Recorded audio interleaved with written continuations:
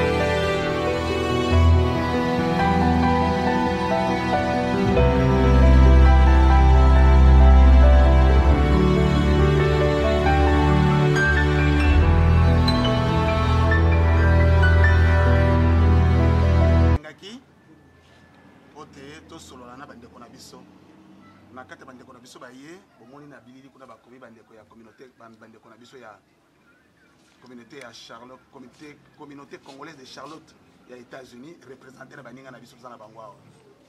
Bongo, to moni papa Fabrice ba eto yebi, yene to yebi mingi pour to sali na yemo mikolo mingi, to sali pe pour sala mingi en excès.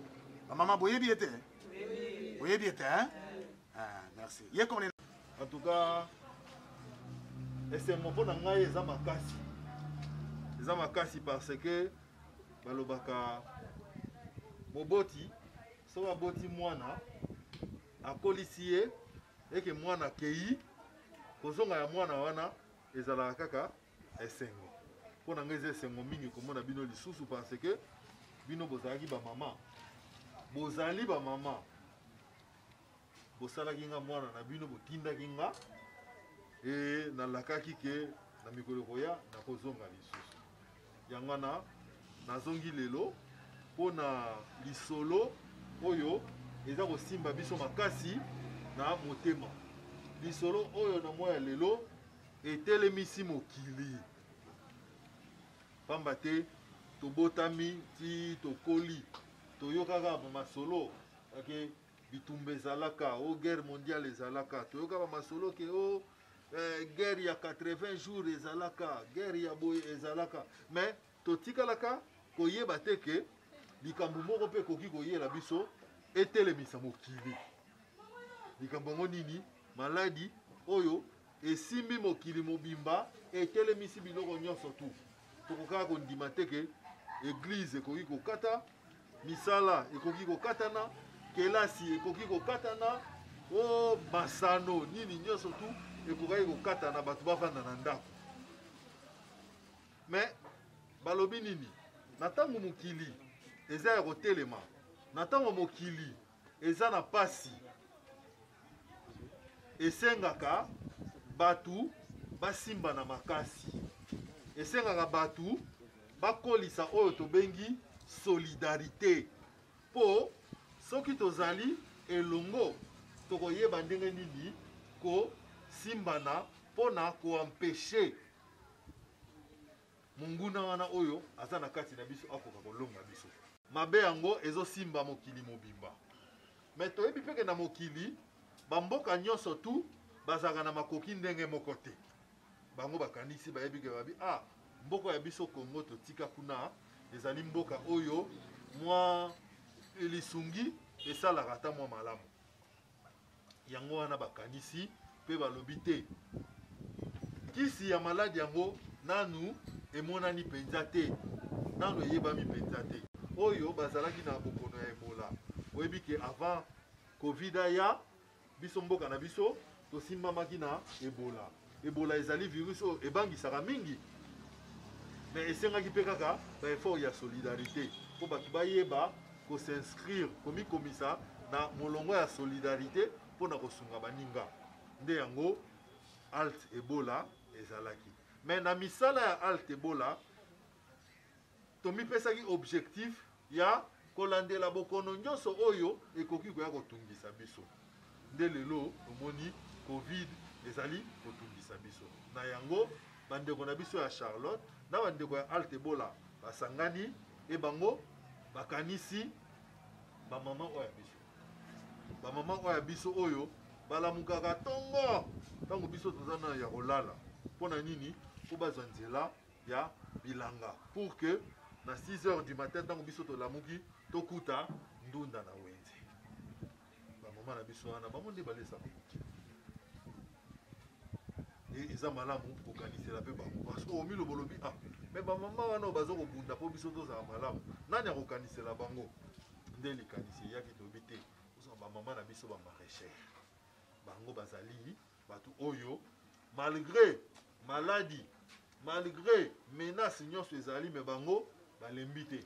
Bango baza bato oyo nyonso baza kobunda mikolo nyonso mpo wenze ekangama te ke moto akende akuta ndunda asomba bana balia epesa makasi. Ngai Jean-Marie Ndoui nazali coordonnateur adjoint ya Halt Ebola. Comme l'a dit papa Fabrice, asa lobi moi ebele mais ya motu ezali kaka ke non ezali esengo mingi ya se retrouver en famille parce que oyo ezali libota na biso ezali mbala liboso toye. Mais on s'est dit na baninga bandeko na biso oyo bana na États-Unis na Charlotte na makanisi na bango basalaki appel de fonds pour que bayeba na kosunga mpe bana mboka parce que mingi bazoloba mais bazotya mpe loboko na poche te mpona kosunga parce que en réalité pasi eza na mboka na biso Congo. Mais bandeko na biso kuna balalaka te bazosala misala butu moi bakanisi biso bana na bango bandeko bapapa bamama batiema loboko na poche basali cotisation yango wana biso na bango toye epa na bino mpona tokabola mwa ndambo emonanaki mpona lelo bamasque.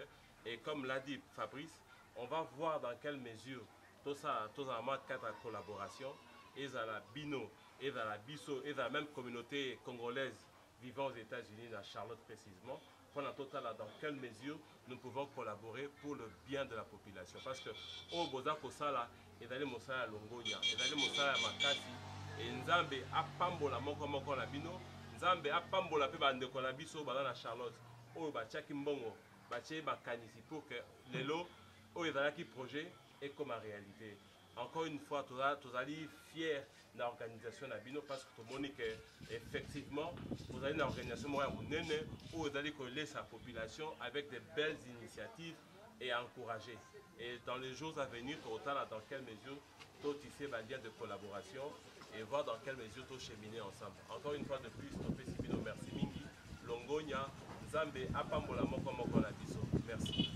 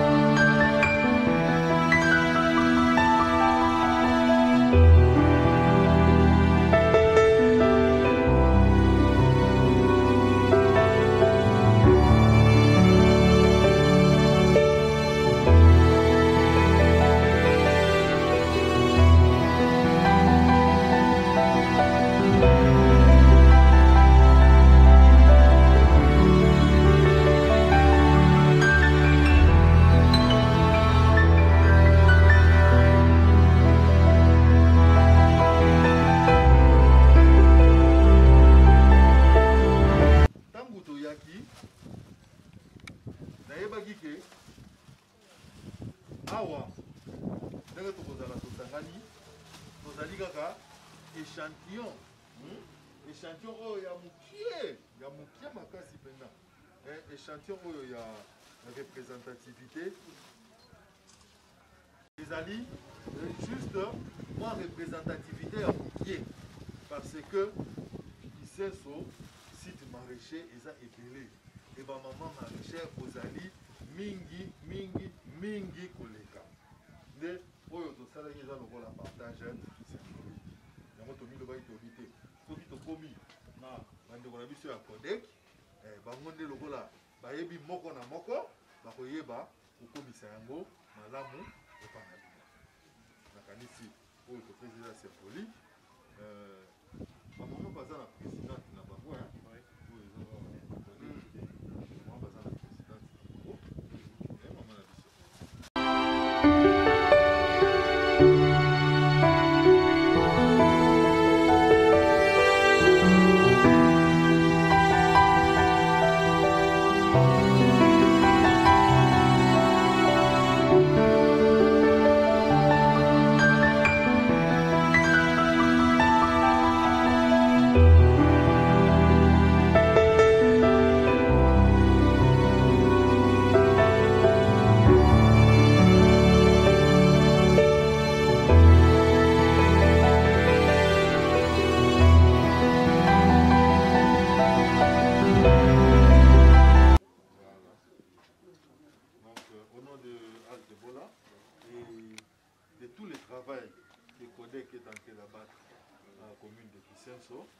Nous vous remettons ces masques et nous voulons que ça soulage tant soit peu toutes nos mamans que vous vous encadrez. Vraiment que vive le Codec.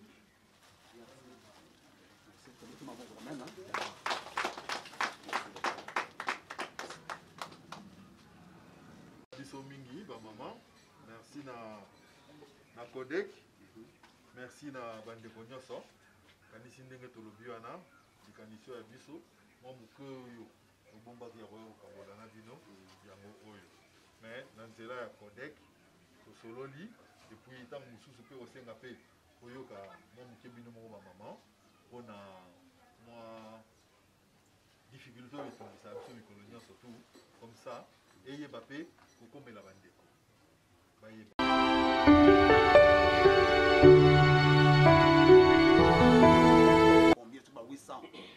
Kaka comité na bino yango yawa comité ya ba maman ba maraîcher na yango to bakisaki pe lisusu alobelaki na bino na kati tango tosololi biso pe lisusu salaka na makambo etali kelasi ya bana tozali pe na ba représentant ya bato ya bakelasi pe baye échantillon ya bato mibale papa tomana mama baye mpona makambo etali baekole pe tolobaki pe likambo etali bilenge na biso pe bazali awa basensibateur na biso batambolaka Kisenso mobimba kopesa mateya malgré basusu bakomi te mais mibale to misato bazali awa toza na bango toza na mama Meda tozali na papa Amine bomonaki na kati pe toza na ndeko Camille na papa na biso pe mosusu kuna voilà donc na bokuse yango na kokoloba mais sikoyo oyo botunaki bomonaki na bafoto biso batolobaki Codec bango baki na poso bamona nde bino batuni biso kuna eske bangulu basalaka ndenge nini eske bilango elesaka bango eske baproblème baza na yango olezalaka biso yango ifale bayoka ngo epai ya bino moko bakotuna bino mituna borépondre ope boyebisaka biso boyebisa bango ezali lisanga oyo ezokoregroupe 12 sites ya commune de Kisenso.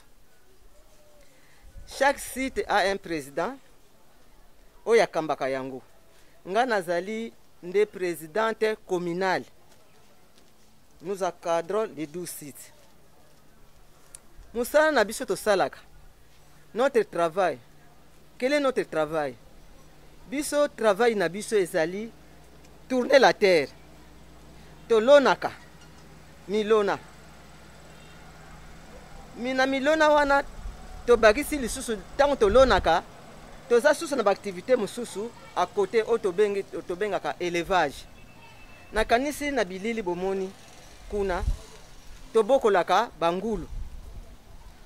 Bangulu wana ezali partenaire actionnaire mtasungaka biso na projet oyo tobengaki super dona apesaki biso bangrais chimique apesaki biso ba outils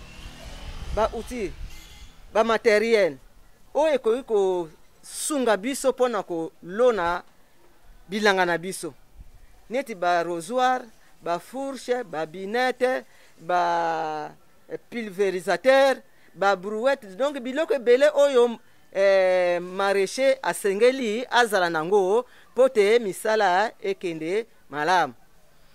Pona bangulu toza na baferme na biso na kati ya basite na biso totonga fimwa baporcherie na biso tobokolaka bangulu na biso. Eza mosala malamu mpona nini? Po te tozokolisa tozoko inonde le marché ya Kinshasa en légumes na viande fraîche. Mais na kati ya mosala nyonso pe ba difficulté ezangaka te. Surtout mikolo ya biso oyo mikolo oyo. Difficulté majeure oyo biso toza nango na kati ya basite na biso ezali inondation. Okomona mama aloni na ye malamu biloko na ye po abokola libota pe abokola la communauté. Mais pendant la saison de pluie okomona lokolo ezali ba surface moko plane. Donc en amont ba mai ezokowuta na bandako ezo kofandela biso na basite na biso ezoko détruire milona na biso. Donc bosenga na biso ezali soki bokoki kosunga biso na ba canalisation, bonne canalisation. Biso tozosala ngo na tozoko mitika pe bongo te. Biso mo pe tozoko lite, tozoko sala ngo manuellement. Soki tomoni ensablement ye na basite, tozoko ba pa ou tozoko longola. Mais nous sommes limités. Na wana soki bokoki kosunga biso. Pourquoi pas canalisation matériaux durables. Pezali ba terrasse to somona ba terrasse ba canaliser ba site ndemi ba passe na biso yango wana ba passe mosusu ezali oui ya solo ba mbongo na biso to zwaka ekokaka te pour nouer le début du mois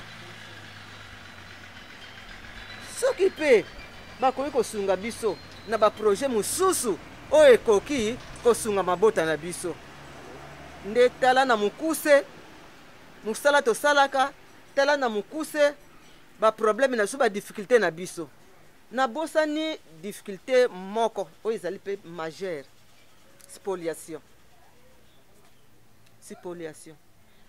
l'état na biso azoko protéger ba sites agricoles te banani oyo bazali benemi ya ba sites agricoles ezali premier ennemi ezali ministère ya affaires foncières assoiffé de terre bazoya kobotola bamama bilanga na bango ya mibale benemi ya mibale banani ministère ye moko ya agriculture bazo kosala makambo oyo kutu bamikonzi na bango baministre bayebi te bango bazoyaka na baordre ya lokuta kamata na ya muta misato enemi ya misato urbanisme mi bazoya balotir me kolotir basite wana po population ya nini ekolia bandako mais eza baterrain oyo biso tosomba biso moko en bonne et due forme tosomba neti baterrain mosusu neti nga nasali oyo presque 40 ans na terrain nanga yo ya koloba kende mama tete longwa